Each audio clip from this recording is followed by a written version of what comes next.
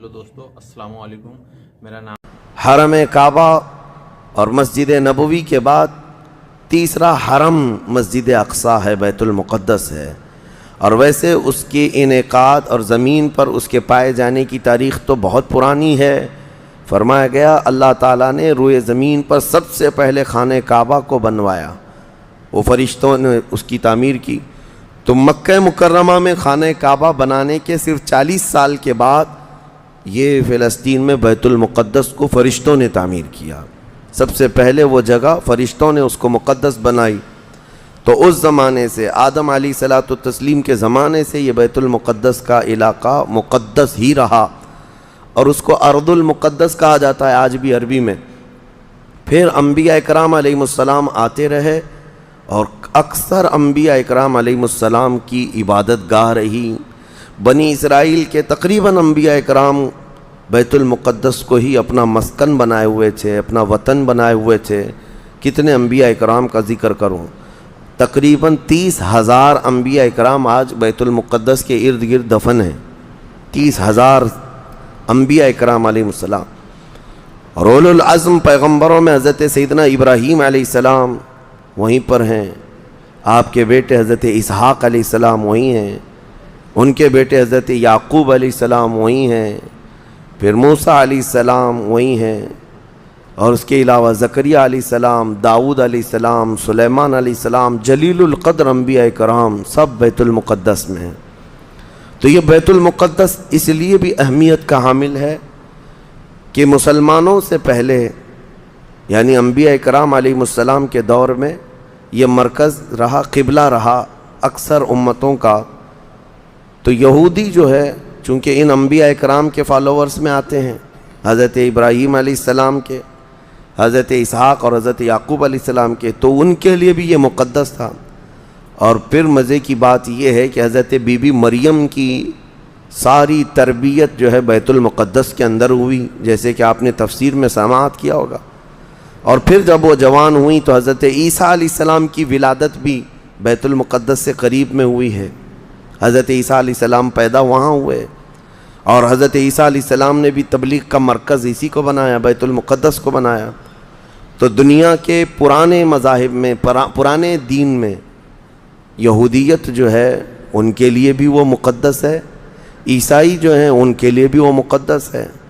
फिर इस्लाम के लिए इसलिए भी मुक़द्दस है कि असल इब्राहीम अलैहिस्सलाम के दीन पर अब न यहूदी बाकी रहे न ईसाई बाकी रहे, बल्कि सिर्फ मुसलमान बाकी रहे। क्योंकि इब्राहीम अलैहिस्सलाम ने शिरक और कुफ्र की तालीम नहीं दी थी, वो तन्हा अल्लाह रब्बुल इज़्ज़त के मुअहिद थे। अल्लाह की वहदानियत उन्होंने उस वक्त फैलाई और उस दीन पर आज कोई कायम है तो वो मुसलमान है।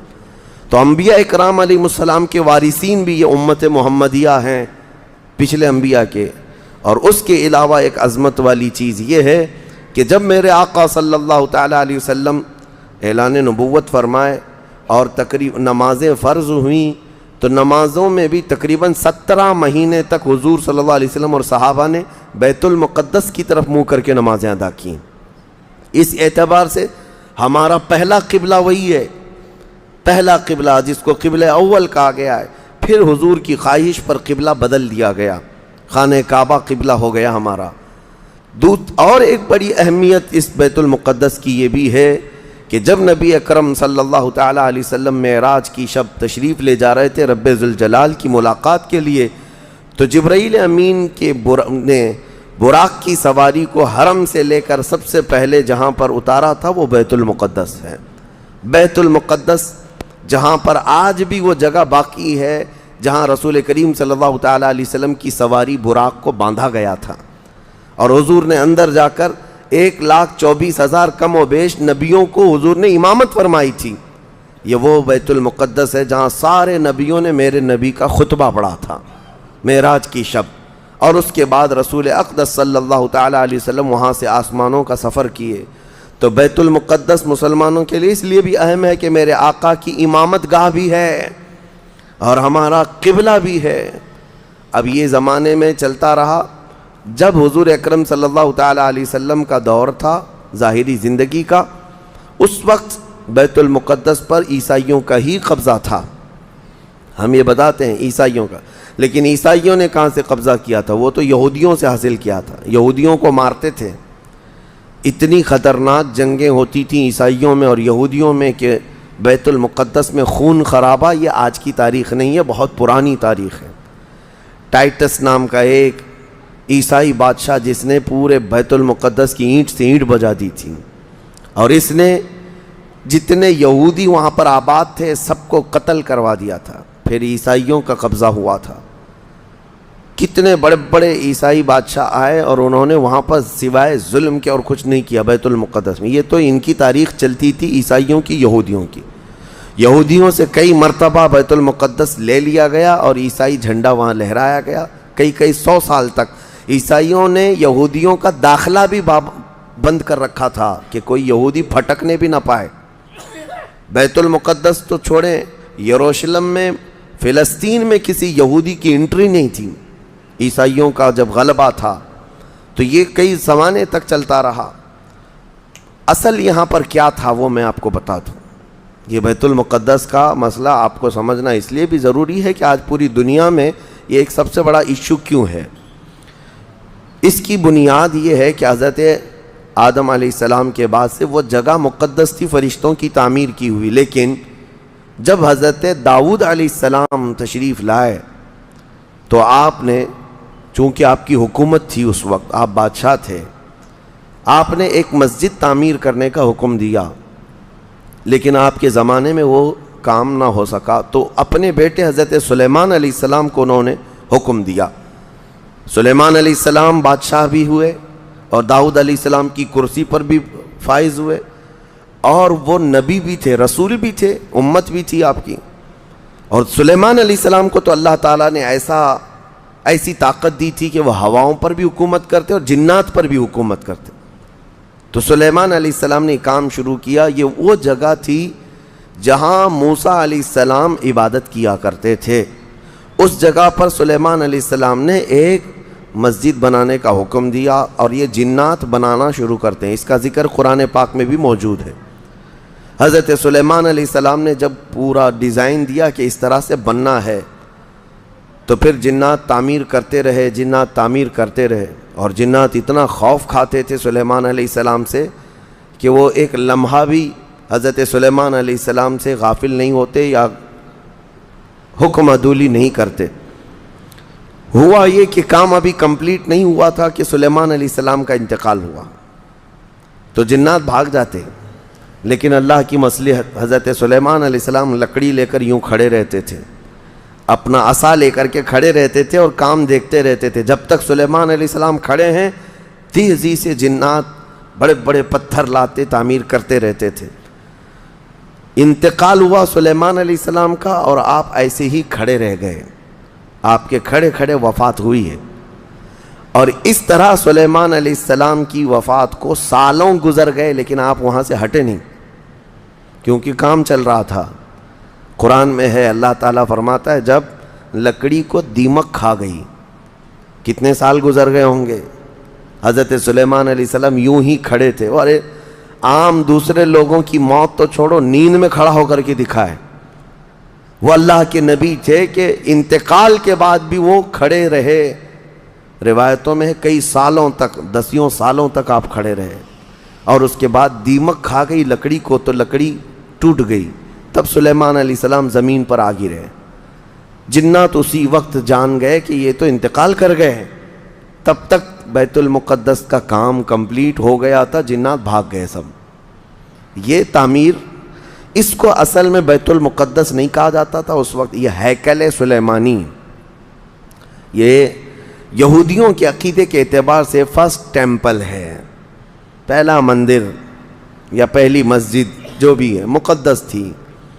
یہ ہیکل سلیمانی جو سلیمان علیہ السلام نے جنات سے بنایا تھا، اور سلیمان علیہ السلام کی کرسی جہاں لگتی تھی، اس وقت حضرت سلیمان علیہ السلام نے جنات اور سرکش لوگوں سے اور جادوگر لوگوں سے سب چیزیں جادو کی چھین کر اپنی کرسی کے نیچے دفن کر دیا تھا، سب ختم کیا تھا کہ کوئی جادو ٹونا یہ سب چیزیں نہ ہوں، کیونکہ یہودی جادو کے پیچھے بہت بھاگتے تھے، صرف جادو میں ہی دن رات۔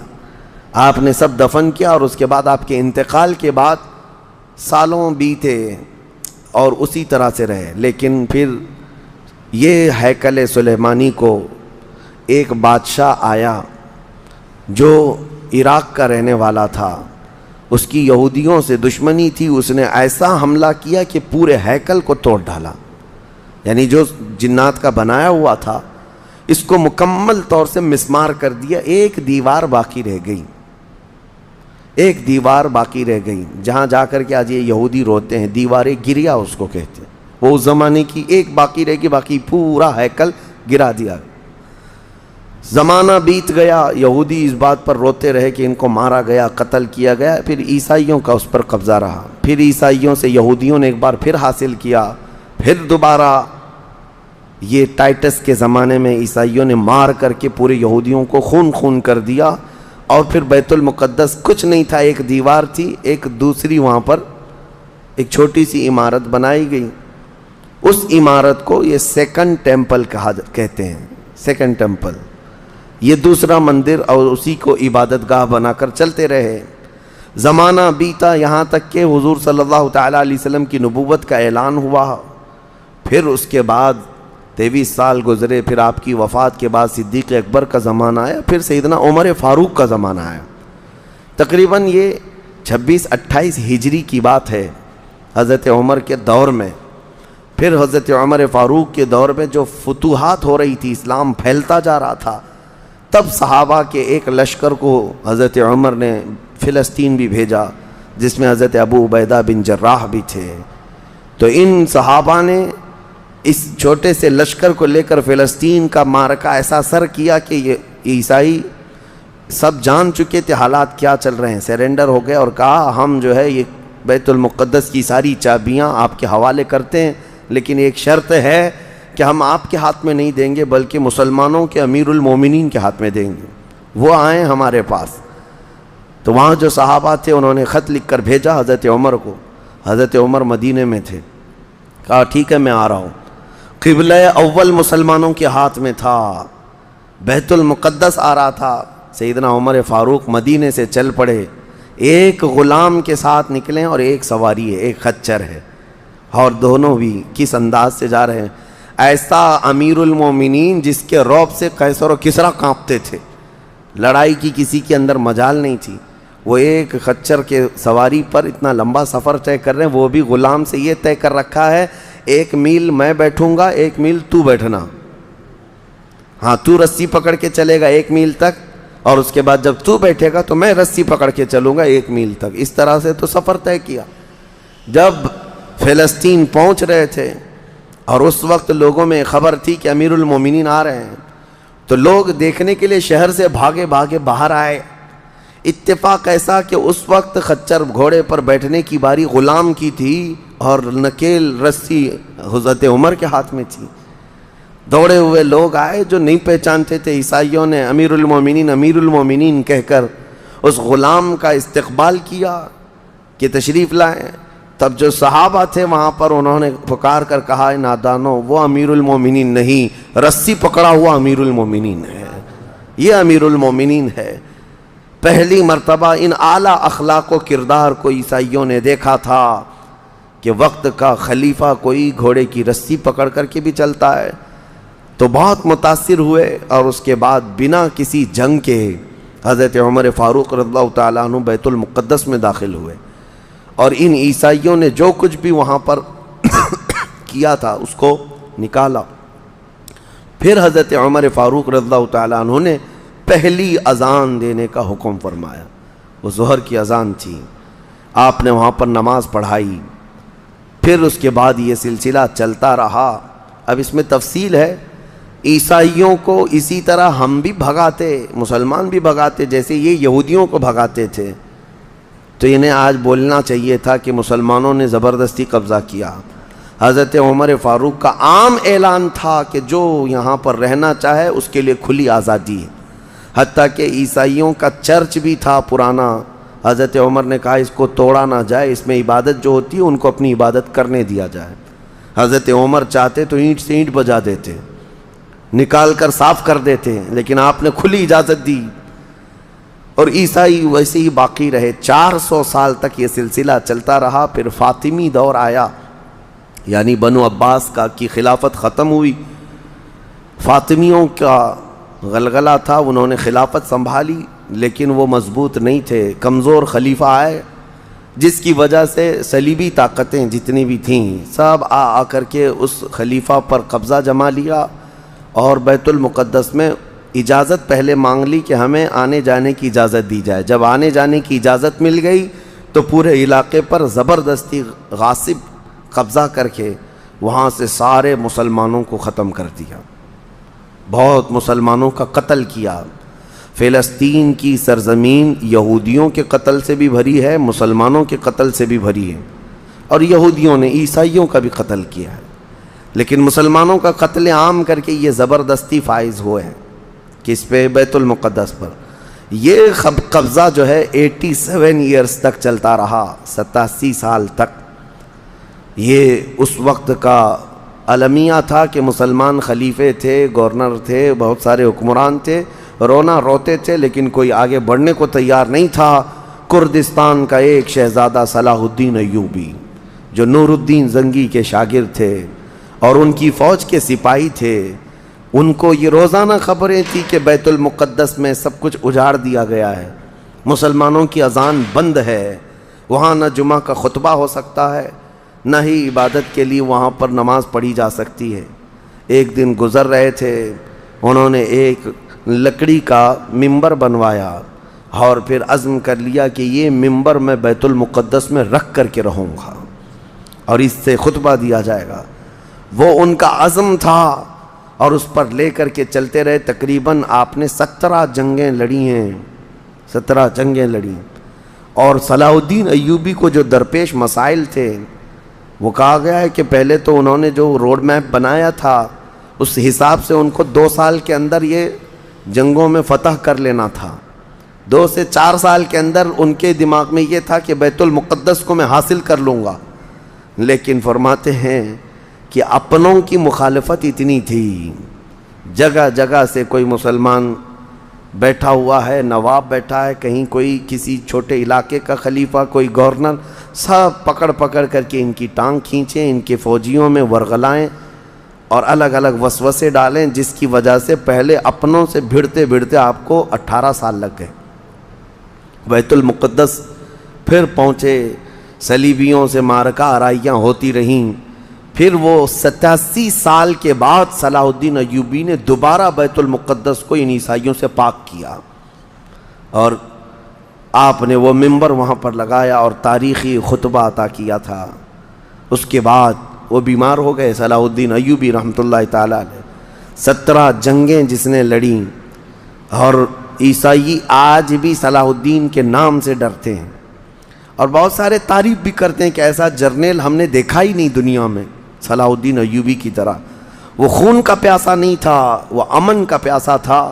کتنے تو قیدی ایسے آتے تھے جن کو وہ صرف ایگریمنٹ کر کے آزاد کر دیتا۔ عیسائی اس بات پر آج بھی اقرار کرتے ہیں کہ جنگوں میں قید جو ہونے والے کو کوئی چھوڑتا نہیں ہے، لیکن صلاح الدین ایوبی ایک نہیں لاکھوں لوگوں کو آزاد کیا ہے، 1000 بھی نہیں، لاکھوں لوگوں کو آزاد کیا ہے۔ صلاح الدین ایوبی رحمۃ اللہ تعالیٰ علیہ، اللہ ان کی تربت پر کروڑوں